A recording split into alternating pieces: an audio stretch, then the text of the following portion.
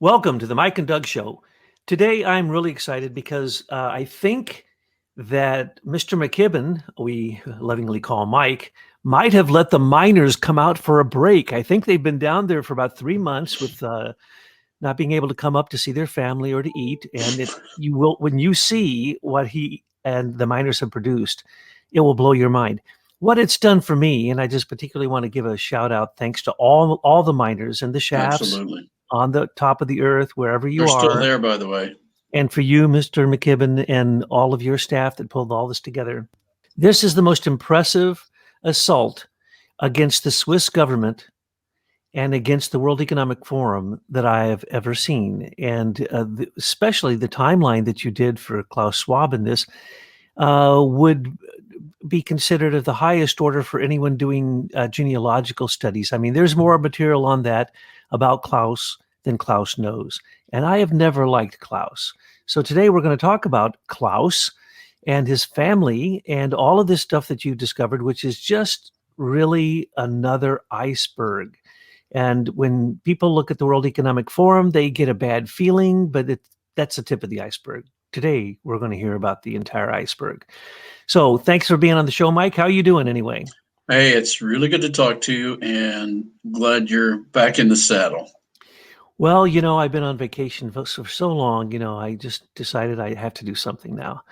So when you sent this new report, it's staggering, but the discussions beforehand really led us into some amazing, crazy speculation based upon previous experience. And guess what? All that speculation turned out to be true. Whether it be the nuclear connection, the pharmaceutical connection, the vaccine experiments done in Ravensburg through the Schwab family being Nazis, total Nazi collaborators. Also, they wanted to build a railroad to Switzerland. Why? Because Switzerland was completely collaborating with the Nazis. And the Schwab family is the perfect example of why that's true. So today we're going to hear those details, as well as your report's going to be coming out in full color, it looks like, from what you just showed me, and amazing pictures as always. But I think that you and the miners have outdone yourself. So thank you so much. Really, the research I can't believe it continues on and continues to reveal deeper layers of what people think are conspiracies, when if you look into them and find the evidence, they're not conspiracies at all. So tell us about Klaus, Mike. Well, you remember when it's about a year ago when we first heard the name Pirbright, the Pirbright Institute, and then we learned that there's a place called Pirbright, and then we discovered Baron Henry de Worms, and then that led into a whole discovery of the early pharmaceutical element of the Pilgrim Society. And it all started with looking at a location, which was Pirbright. And in the case of Klaus Schwab, all roads are leading back to a beautiful little town called Ravensburg in southern Germany, near the border with Liechtenstein and Switzerland.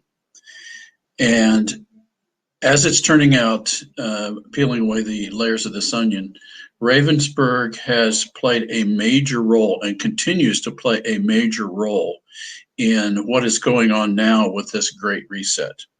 And I'm going to not go into too much detail, Douglas. I'm going to let you kind of unpack this for us, and I'll be the color commentator because there's a lot of content here.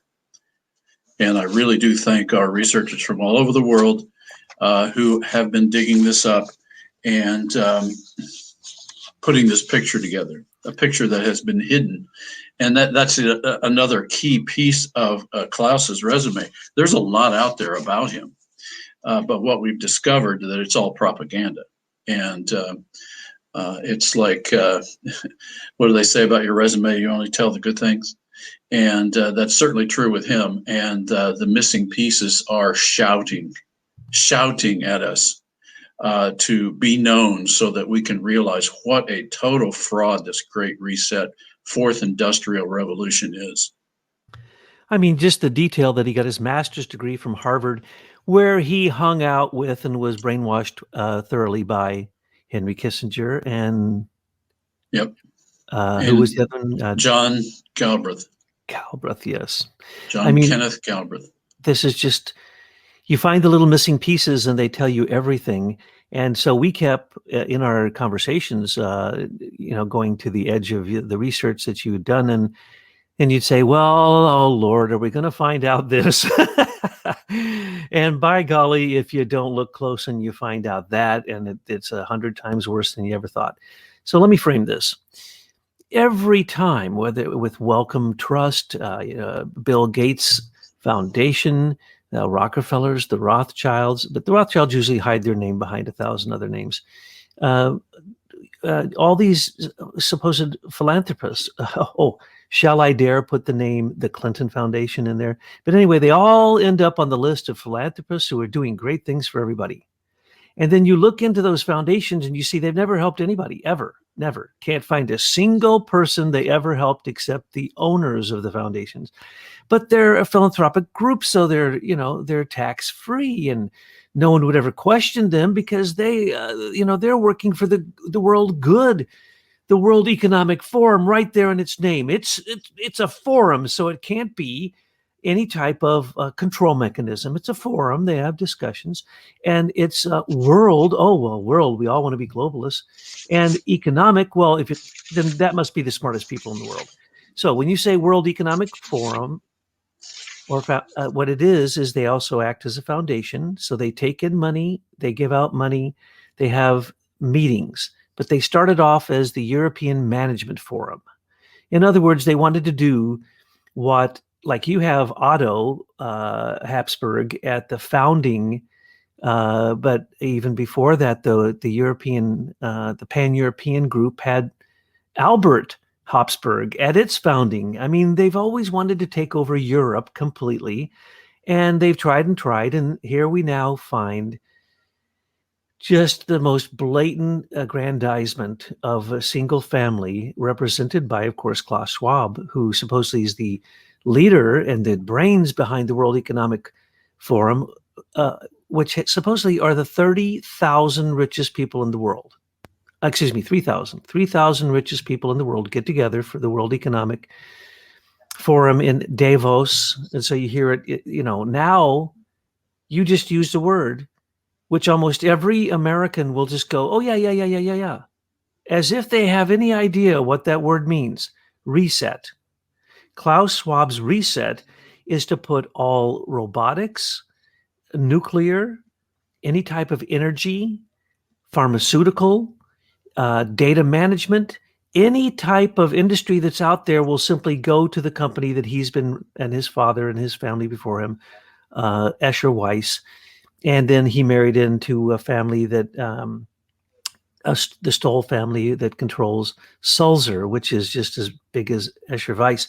Now, we don't know these companies in America, but in Ravensburg, Germany, they were the industrialized aspect of the Nazi regime. And so the Schwab family was, in fact, complete collaborators, and they wanted to build a railroad to Switzerland because of the absolute swindling going on in Switzerland under the guise of neutrality, but it was really simply banks. It's about economics. And in a while, we'll talk about gold and the whole swindling of gold that goes on in Switzerland. But when you want to talk about globalism, where does it go to? It's going to go to Bern, Basel, Zurich. It's going to go to Geneva. It's going to go to these Swiss cities where you go, well, why is it there? Oh, because they've always been neutral. So it's neutral ground. No, folks, it's the controlling ground. That is right. Where it's been controlled. And now, unfortunately, the work of the miners, thanks a whole lot. I was getting ready to thank you. I used to say I never met a Brit I didn't like.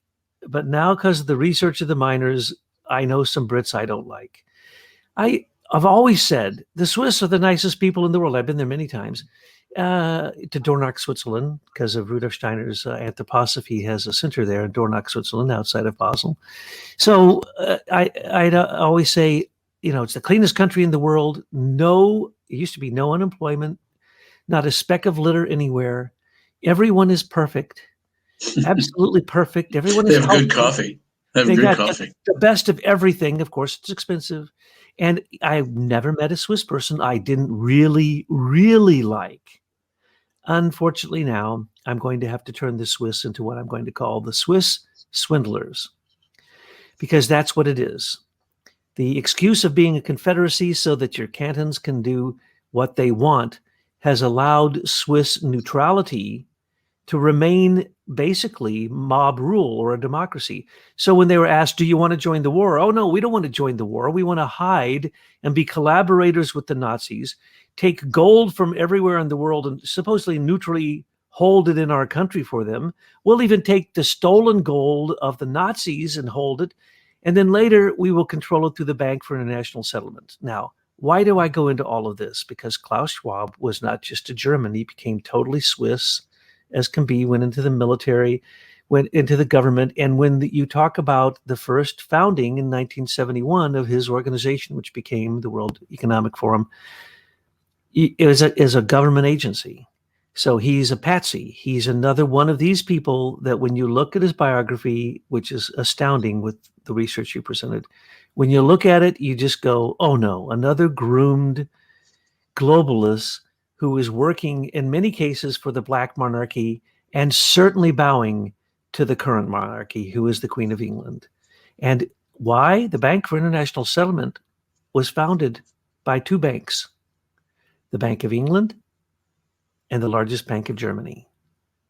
So, and then 10 other countries got in on it, and then 60 other central banks got in on it, and then it became the biggest swindling bank fraudulent activity that anyone could even imagine. Well, let's talk about when that started. That started as a result of the Marshall Plan. So these families, they took over the Marshall Plan and dictated the terms, and a group of corporations and banks decided that they were going to use that stolen gold from Japan and Switzerland, Germany, to back these companies. And that's clearly what's happened. Let me throw in a couple of key points here, because one of the things we've said before is that we can often tell as much about a person by what they don't talk about in their biography as what they do talk about. And one of the first things, and it's personal, but it's got plenty of implications. Klaus never talked about his mother in any of his bios, and you can't find it. People contacted the Ravensburg registrar, and they were unhelpful. And eventually, through 2 or 3 weeks of digging, discovered it through the back door. His mother was Jewish, and he was born in 1938. And he never talks about his mother. And in fact, in his latest book, which was just published, called Shareholder Capitalism, he actually claims that another person is his mother. And this person later married his father, Eugene Wilhelm Klaus Schwab. And we have seen no records of divorce. So it's possible that there was a polygamous relationship there. We don't know. He needs to clarify that. Only for the record, if nothing else. But what we've noticed is that, by the way, ancestry is often helpful, usually helpful, but in this case, ancestry was hiding his past as well. But they don't completely hide things, and we were able to get past that. But let me just go through a few things that in his massive, voluminous PR pieces called his biographies, he conveniently leaves out. He did talk about Escher Weiss and that he went to work for Escher Weiss, and that's Escher, Escher, Weiss, Wyss. And there's a Swiss version and a German version, and essentially it's the same company.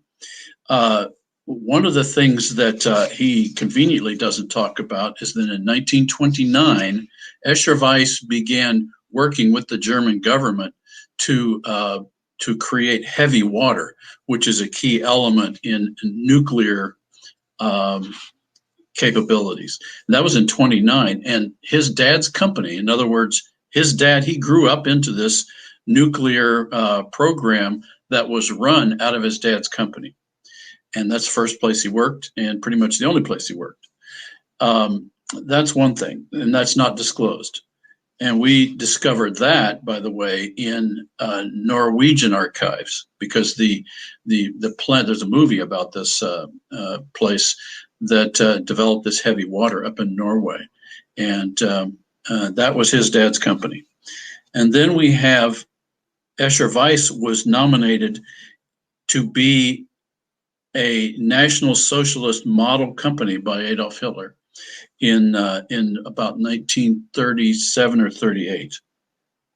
Now that's important because that shows you the prominence of his family and this company, Escher Weiss, in the politics of Germany.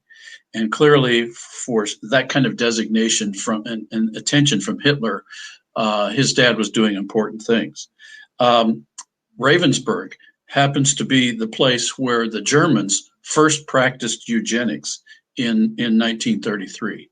There's in the Holocaust Museum, there are documents proving that. And then we have other documents that emerged out of, what was the source of this? The Swiss National Press Agency, that Escher Weiss exploited slave labor and Allied POWs in Ravensburg during the war. So his dad employed Jewish, Polish, Russian prisoners of war, or labor, as well as prisoners of war in his company. So that was the company that Klaus grew up into. His company, this Escher Weiss company, was the largest employer in Ravensburg at the time, and was also a hub for the Allies in moving the stolen Nazi gold out of Germany and into Switzerland, and eventually into the Bank for International Settlements. There's this claim out there in the propaganda about Ravensburg that it wasn't an important issue, and that's why it was never bombed, that it didn't make any weapons, and it's clearly fake propaganda made up, hoping no one would look. Well, our people looked, and we discovered documents in the National Archives in the United States in Washington that prove that Escher Weiss imported flamethrowers from Switzerland for the Nazi army. And that's just one reference we have found and confirmed. And then the biggest story is that Sulzer Escher Weiss, in other words, there was a time when Escher Weiss was bought, and this was actually, Klaus helped facilitate this in 68, 69, 70, where they were bought by a Swiss company, 52% owner, called Sulzer AG, or Sulzer GmbH. And Sulzer was another engineering company like Escher Weiss that was involved in the nuclear enrichment technology that Escher Weiss was using up in Norway. And lo and behold, we discover that after this merger of the two companies that Klaus facilitated and then immediately started the World Economic Forum, that company, Sulzer Escher Weiss, was supplying nuclear enrichment and bomb-making capabilities to apartheid South Africa. And now, I'm going to stop there there's more right. information about that, but that's just astounding. It is, because they were at the cutting edge of German technology and still are at the cutting edge of technology. And when you said that, then we said, well, okay, then their turbine engines had to be part of those nuclear plants that, as well as the plants that did enrichment for uranium. And so you look into it, and I said before you did, then you're going to find out that they have, of course, already what we call in America top secret nuclear clearance, because Yes. you have to work in one of those plants, and certainly to do the engineering for it or to create the turbines or whatever. So I mentioned, well, then, they know the top secret that has been going on since the 60s, that all nuclear power plants actually could be completely eradicated and replaced with the startup engine that they use in many, many, many nuclear power plants, whether it be on land or sea, whether it be in aircraft carriers or submarines. So it's called a magnetohydrodynamic generator. So what did you do in your miners? You went and found The patent that they hold, Esther Weiss holds for that technology in the U.S. government. So there you go. From the beginning, they were working both sides of the war. Yep. And working out of Switzerland under neutrality, Swiss swindlers working as neutrality, when in fact they had sold out to both sides. And then what did they do? In a while, we'll get into the gold. But they were holding the gold, they were manipulating the gold, and they were making all of the United Nations globalist organizations come to Switzerland because it's the only place that people are honest and good and true, and they're neutral, they've never been in wars, and so on and so forth. All lies, we now know. Remember a guy named Mark Rich? Oh, yes. That Bill Clinton pardoned on January 20th of 2001, when Bill Clinton left office. Mark Rich. Everybody was up in arms about it. There was a whole Senate or House, there was a Senate hearing on it. They produced like 1,200 pages of documents, which we have, and that discussed the outrage of giving this pardon to Mark Rich.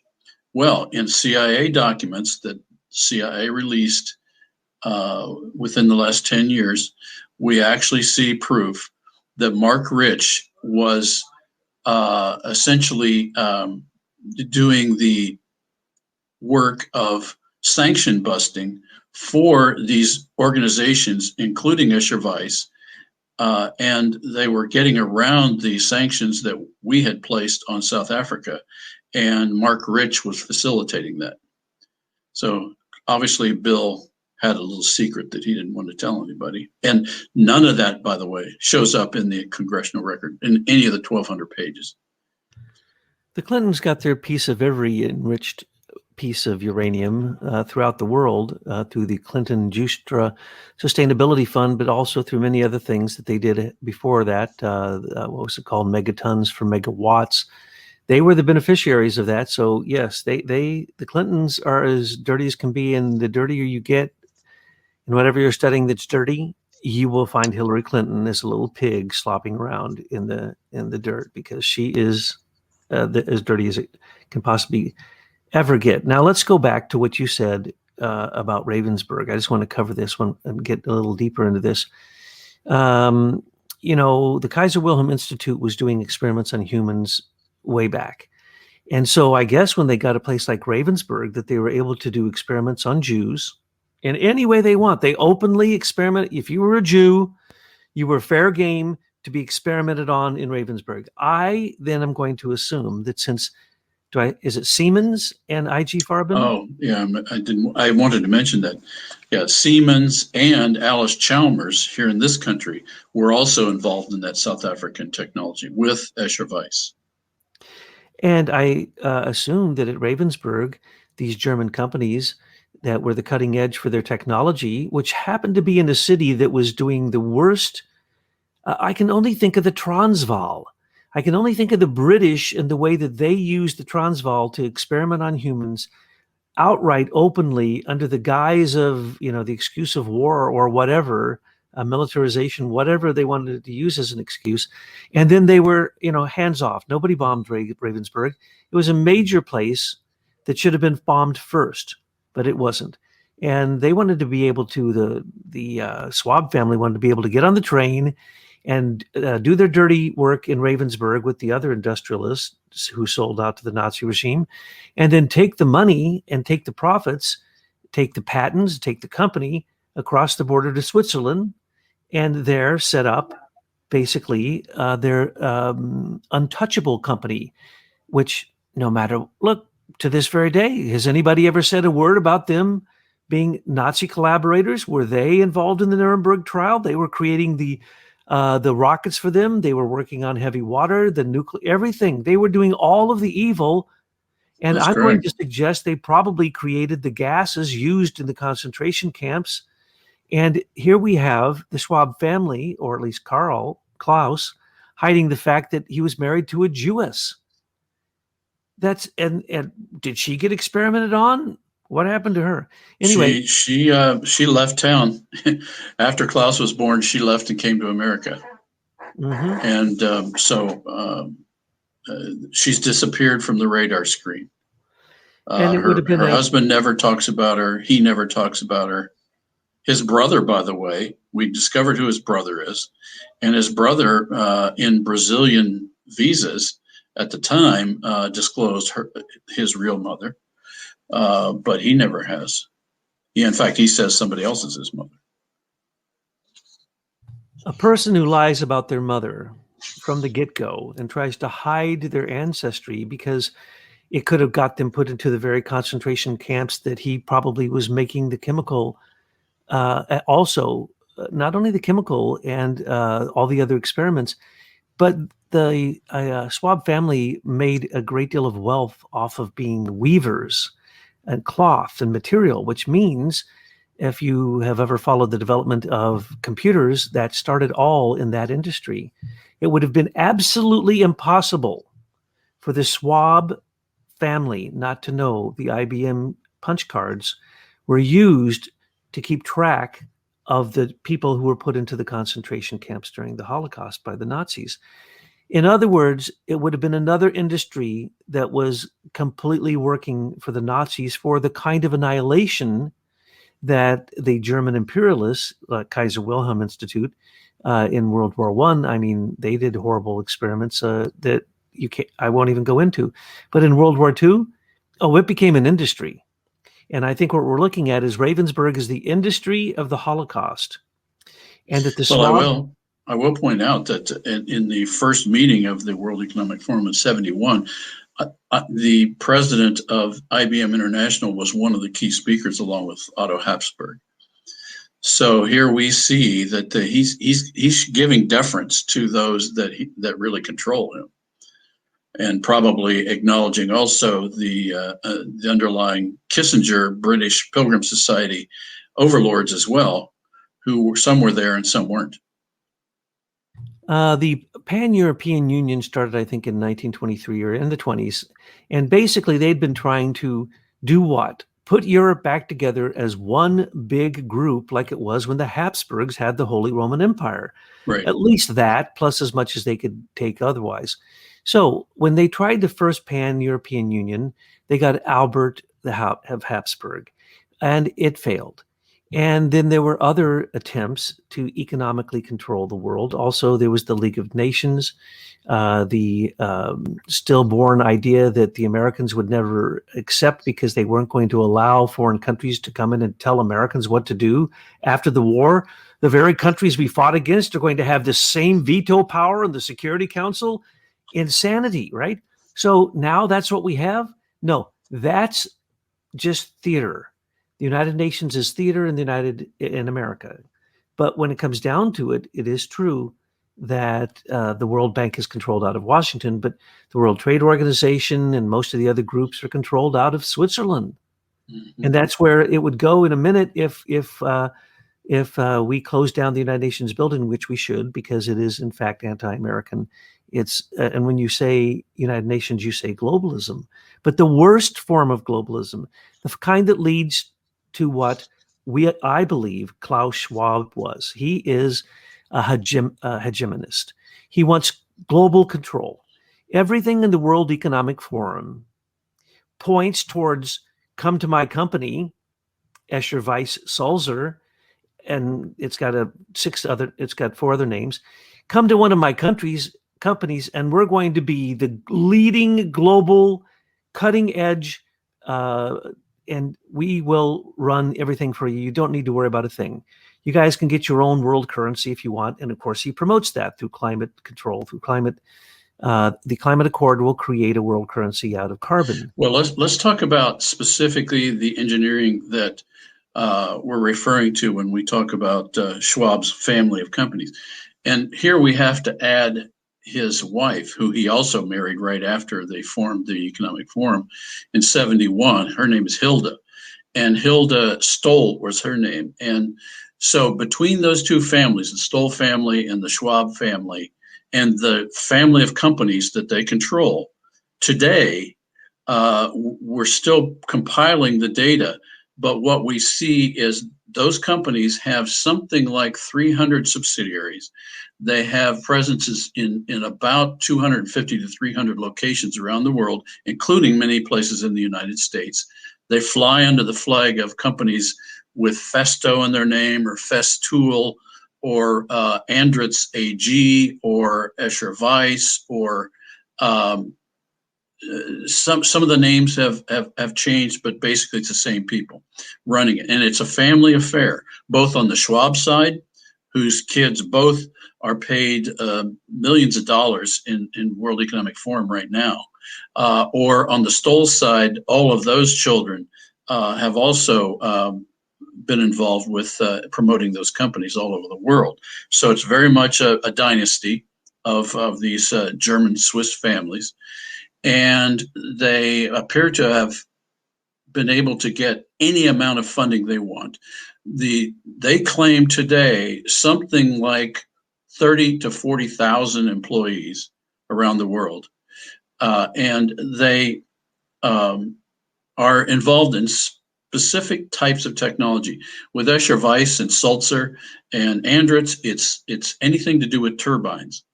And this could be from compressors to energy devices to nuclear to turbines. And on the Festo side, they are specializing right now in artificial intelligence and robotics. And so between the two, isn't it fascinating that in all of these priorities that Klaus is pushing forward in the World Economic Forum for the fourth Great Industrial Revolution reset, all of his companies are going to make out like bandits as they collapse the world economies around their particular technologies. And so here we get another yawner of these oligarchs who believe that they're owed a living, and therefore they're going to lie, cheat, steal, whatever they've got to do to maintain power and to fool the rest of the world. That's right. They get into every big industry there is, and the bigger it is, the more they're in it. I think Yep. you said that the turbines used at the Three Forges Dam in China, the largest dam ever built in history, which is failing, was done by them. I mean, they had Yep. the biggest projects in the whole world, and they have how many? 50,000 people working for the two combined groups. Basically, they're a nation unto themselves. And so really, what the World Economic Forum is attempting not just to take over European management, European control, it's world control. That's why it's the world. They changed from European to World Economic Forum. Change forum. No, it starts with F, but it's called fascism. So Yep. This is World Economic Fascism. Now, they're pushing the whole climate thing and all the fake science for carbon emissions, because that will replace the International Monetary Fund's special drawing rights. And they've already set up this themselves. For instance, World Economic Forum actually makes a tremendous amount of money because they can take in money. They have, foundations part as well as business parts. So Klaus makes his money, but he tries to look like he's a philanthropist. And, this is just people getting together to talk.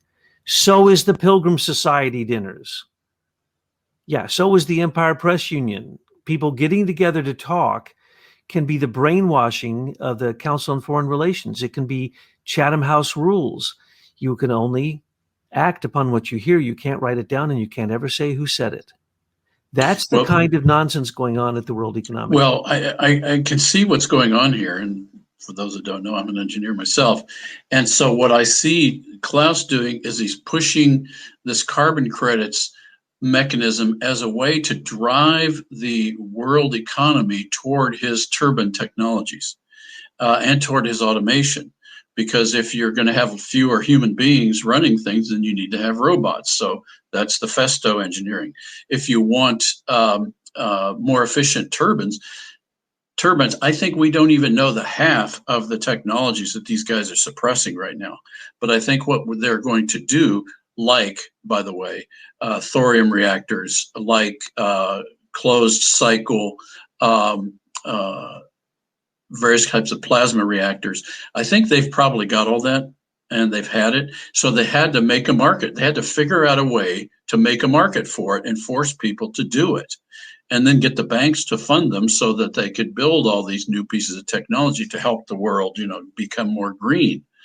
Well, I think that I think the jig is up. By the way, the turbine technology, the reason they were involved in South Africa, according to South African documents, was that they had developed for hundreds of years seals that go around the shafts on turbines, and they go back to gas turbines and steam turbines, and developed quite an expertise in that particular field of engineering.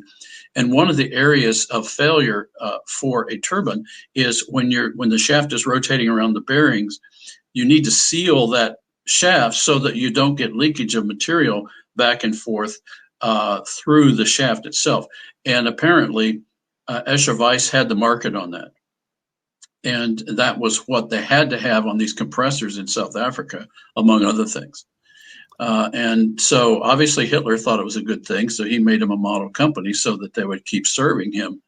And I need to add one of the things when you talk about the South African story that was a shocker to me, and I guess now it's not, is that the United States in 1965, the Department of Energy, is the one that set up South Africa in the nuclear business, along with the British, CIA, and MI6. We set them up. We hired Escher Wyss. We, the rogue American government, the real shadow government, is the one that created Klaus Schwab. So we're fighting ourselves again. And he has to have top secret nuclear clearance to do any of that. It has to be, it is a monopoly, and it is the standard way that we see the hidden government. They'd call it the deep state. We call it the shadow government, the senior executive. I call it the Pilgrim Society. Well, they are controlled by the Pilgrim Society. All the big names all go back to the British imperialists. And Yep. So who are they supporting there with? It was during apartheid. White supremacy, British imperialism, for heaven's sakes. I mean, it couldn't get any worse, and they want to give them the bomb to do what with it? Think of that. That's just insanity. And who did it? America, working with the Brits, working with the Swiss. We're talking about Henry Kissinger. Didn't Henry Kissinger say you always have to have a good enemy? So he was going to create his enemies. The Clash of Nations has to happen so that there can be world dominance by one world power, according to Henry Kissinger's theories. And that is exactly what was going on here. Now, let's go back to the World Economic Forum. I want to say some nasty things about them. First off, they're an overt Knight of Malta club. They're an insider trading group of the richest people who are bankers and brokers. And by the way, that should be an oxymoron to say bankers, brokers. No, there should be two different people. If you're a broker and you're a banker, you already have insider trading information. Therefore, why should you be allowed to bet on the stock market when you already know how the money is flowed? That's stupid. Okay, well, that's who these people are. These are the 3,000 richest people who have taken advantage of these systems. I call them economic predators, really, and they're perfect. It's a perfect Swiss swindling system where the Swiss come out. You wouldn't even know they were part of it, but in fact, they started it, and they controlled Klaus when he was in the military, when he founded it. It probably set up his marriage so that it would be, a good connection for the German-Swiss fascists. Now, shareholder capitalism, as he calls it, that is a new class system. That is a new caste system. And we ain't making it, folks. Those 3,000 and the people that stand behind them, what's called the deposed monarchy, sometimes called the Black Monarchy, like Otto von Habsburg or Albert Habsburg or any of these monarchs who still have tremendous wealth, but they don't have power. What do they want? Power. And so they want the one organization that controls everything. It's no longer about controlling Europe. It's about controlling the world. So this is the, not world, we'll call it globalist economic fascist. That's what WEF stands for. And they say you will own nothing and you will be happy. That's because you're going to be in a caste system below them. Okay. And because you're in a caste system below them, you're going to be completely subjected to transhumanism. In other words, every machine that they can plant in you, every machine they can put around you to control and observe, surveil, target, and control you. Okay. I sent you that brochure of this new robotic hand that Festo has created. It's absolutely impressive engineering, by the way. So this, But it's also frightening. it's frightening. I looked at it. It's scary. It'll be able to pick fruit without squishing the fruit, and it'll be able to do surgery and so on and so forth beyond what a human hand can do. So the World Economic Forum, make absolutely clear in your mind, it is nothing more than another ism, like Bolshevism, Leninism, Marxism. Has any of those isms ever worked out? And so he flies under the new fourth industrial revolution. No, it is the Fourth Reich. Yeah. He is a German. He's carrying on the fascism of Hitler. It's self-aggrandizement through the companies that Mike has so clearly outlined in this research.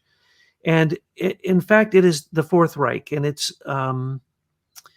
wants to establish the global new economy through it.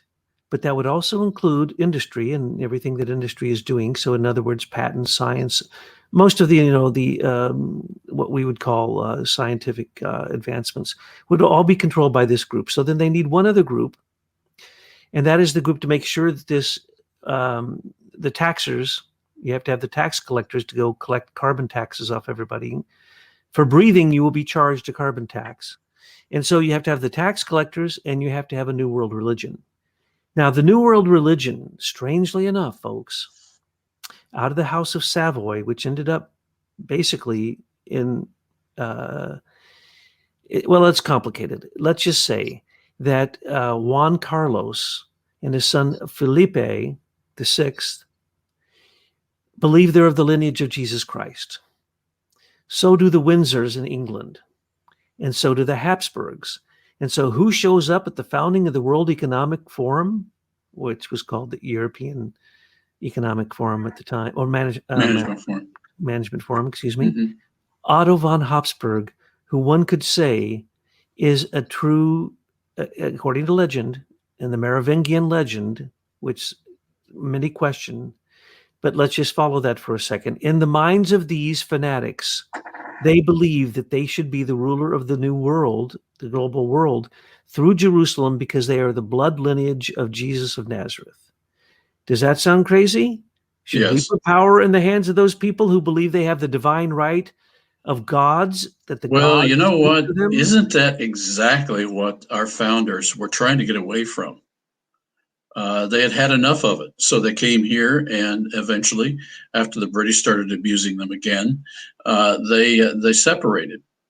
And I'm sure that the people in Europe decided, well, let's see how long it takes us to get them back. It's taken, a couple, 250, 300 years. But I think that the fact that Klaus picked Habsburg to be his keynote speaker at the first forum was sending a shot over the bow of the organization of the future.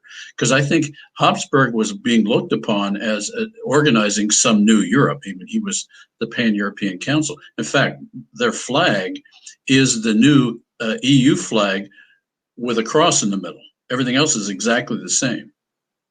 And so they were sending a signal to all the black monarchies and all the monarchs of Europe. You need to suck up and become a part of this. And we need to point out that Queen Elizabeth made Schwab a knight in 2006. And then in last year, they had a big event where Prince Charles came and spoke to the event, and it's just it's so over the top. It's very syrupy, but clearly they were sending the signal: the new monarchs are back. Yeah, and in this case, Otto represented the Swiss in the old Habsburg dynasty. Before that, the Hohenzollern, and before that, the Hohenstaufen dynasty, which ruled Europe under the Holy Roman Emperors for 800 years, was making their play. So now we can get into how the Jesuits play into this and how the Knights of Malta play into this. But as I said before, the World Economic Forum is nothing more than an exposed and highly propagandized Knights of Malta. It's the richest people in the world getting together for insider trading to try to control the world for the next coming year. It's as simple as that, okay? And they do it with impunity, and that's the disgusting part of it. And oh, by the way, so that all of their companies' profits keep going up. Don't forget that. That's right. They're going to make it all work for their company. I mean, you think about it, 50,000 employees between Hilda and Klaus Schwab's companies. That's a lot of mouths to feed. That's a lot of people to take care of and keep happy. And so I think that what we're seeing here is nothing but insider trading, and they're covering it with flowery words about transgenderism, about carbon, about they're putting that little Greta Thunberg up everywhere, and with her little righteous indignations, and so it's all propaganda. Everything they talk about is just disgusting propaganda. And yet, because most people in Main Street are out there doing their job and not spending a lot of time listening to this, we don't realize how much these people have taken over our logic systems, our newspapers, and nothing that we read anymore is based on truth. It's all based on this insider trading system that intends to take power. And look at the White House right now. Absolutely. And what we're seeing here is different isms. And these different isms, we've explained them. Most of them are fundamentalism, okay? But we've been harping on British imperialism, which I'll go to in a minute. But if you talk about, say, European, there's an ism that centers around Juan Carlos and Philip, the House of Savoy or the House of Bourbon, one and the same, that they are the leaders of the world. And that there was a group, they were the president, he was the president of 70 million people in the Organization of Ibero-American States for years and years and years until he got caught with corruption. Now his son is the head of it, the director of it. 700 million people take their direction from them as if they are the king of their nations. And these are Mediterranean nations, South American, Central American nations. And so they are loved and beloved because why they are considered to be this blood lineage of Jesus Christ of Nazareth, as if he had had a child with someone, they usually say Mary Magdalene.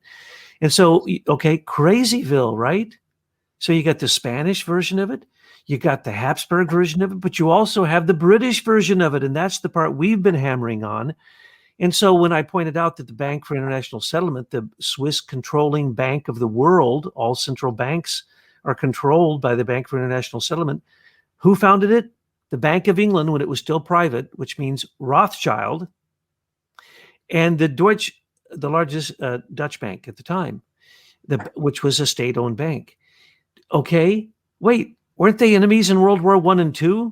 How did that work out? But then they handled all the reconstruction funds after World War I. They handled remilitarization of the funds for Hitler, and they became the swindlers who hold the gold for everybody, but act like they're completely innocent and that they can be completely trusted. That sounds like a snake oil salesman. Mm-hmm. So if you look into it, here's what you're going to find out. First off, Switzerland is the home of dirty gold. And it's the home of hidden banking. For a while, they had banking numbers instead of names. So the IRS couldn't get you. So you simply had your Swiss numbered account. It was the joke. Everybody said, oh, you get your Swiss numbered account. Now it's simply offshore accounts. Who owns most of the offshore accounts in the land that they're on? Britain. Okay, so the Swiss got knocked out of that with the numbered banking accounts. So they went to dirty gold, and now they have Swiss numbered bullion accounts. And so there is the Zurich gold bullion holding vault probably holds more gold than all of the gold reserves of every country in the world, in my opinion, which isn't that much. But the point is, I believe that that's where the German and the Yamashita gold is held, as well as all of the dirty gold, okay, all of it. Why? Because you can fly in an airplane. The airplane goes right over to this place. They unload it from the airplane directly into the vaults. And then they number it so nobody can track it. Okay? So they've always been the home of dirty gold. Now, here's a little question for you.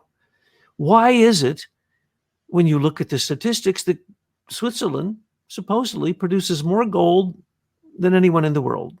70%. Well, that's true.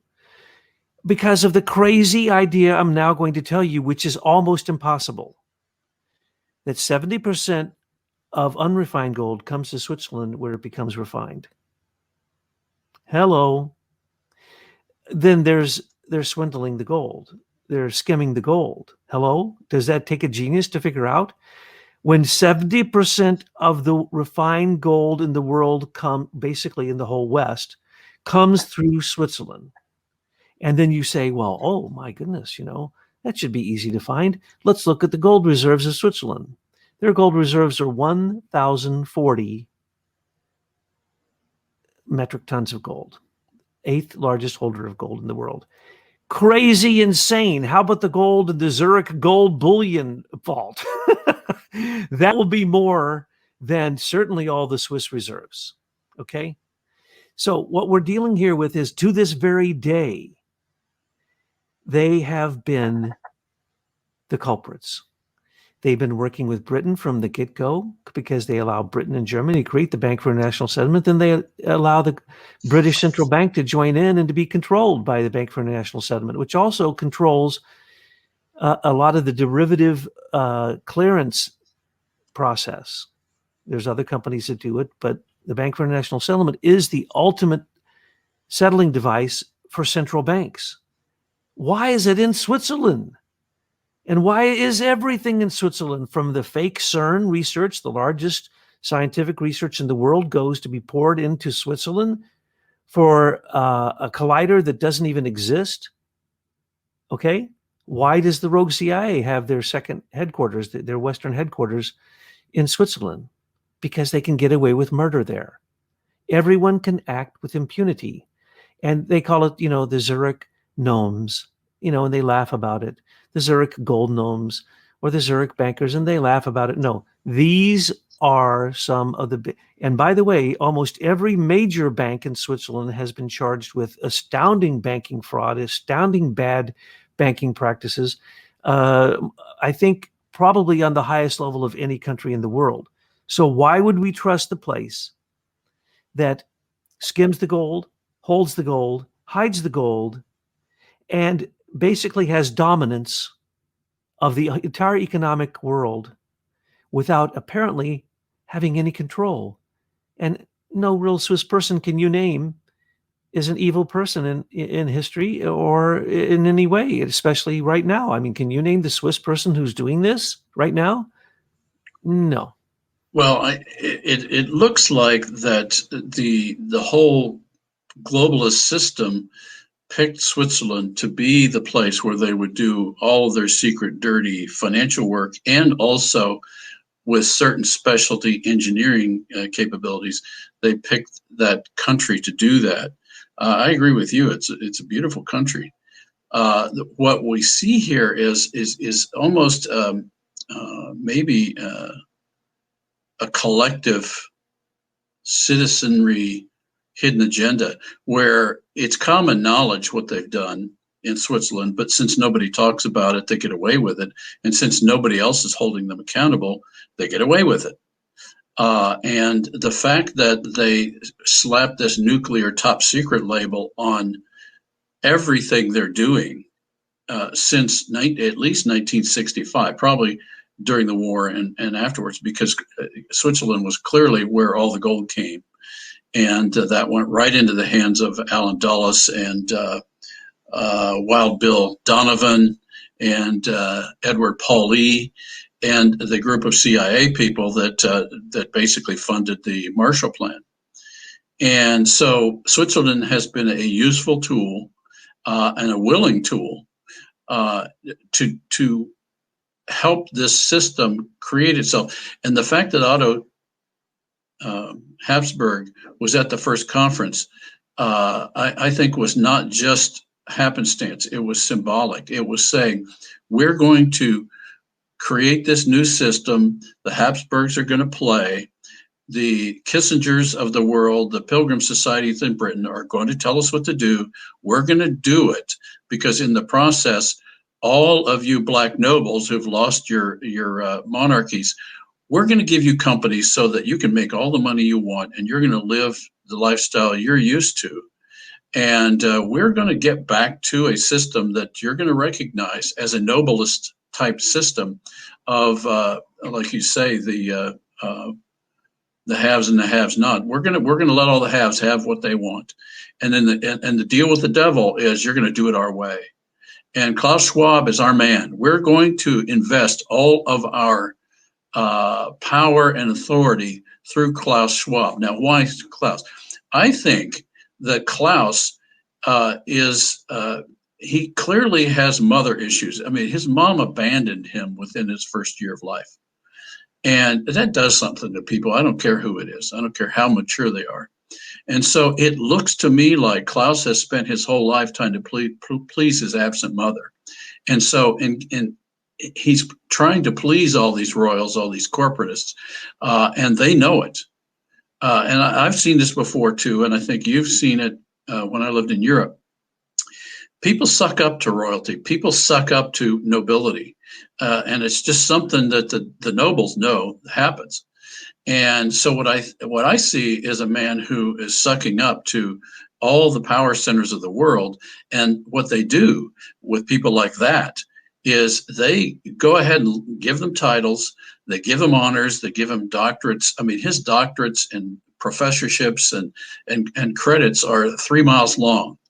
And so they burden them down with all these honors so they won't go anywhere on them and won't betray them. And that's what we have with Klaus Schwab. His kids have stepped into the World Economic Forum. They have no practical interest, experience outside being around their parents. And they're now issuing directives and decrees for gender issues, for carbon credits, for Greta Thunberg type appeals, and it's just a lot of nonsense.